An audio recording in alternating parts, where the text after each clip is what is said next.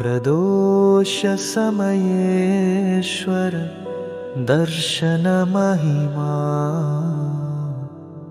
रागविनाशकम् परमानन्दप्रदायकम्।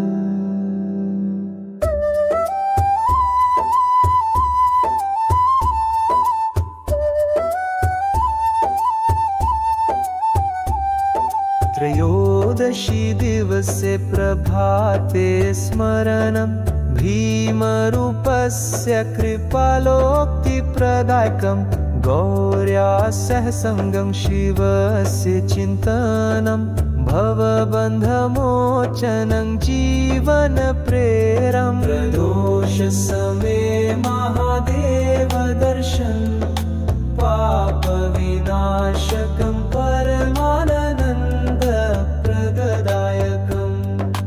नन्दिमुखे करसंजातार्चनं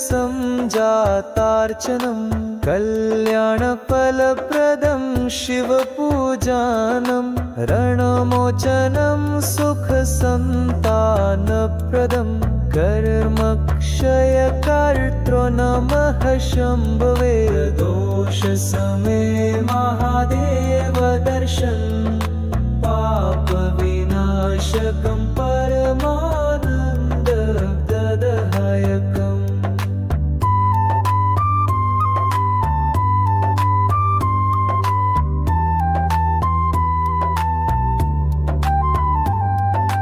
कालरूपधारी करुणासागर नीलगलेश्वर सौम्य विभावन दुस्तरक्लेशविनाशन शम्भुः शरणं मम शशिशेखर एक। प्रदोषसमये महादेव दर्शन पापविनाशकं परमानन्दप्रदायकम्।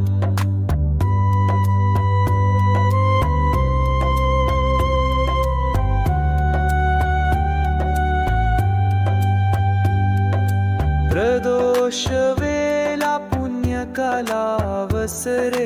दारिद्र्यदुःखहरं ध्यानरूपेण मोक्षमार्गप्रदं त्रिकालदर्शिनम् ईश्वरं वन्दे भक्तिसंयुक्तं। प्रदोषसमये महादेव दर्शन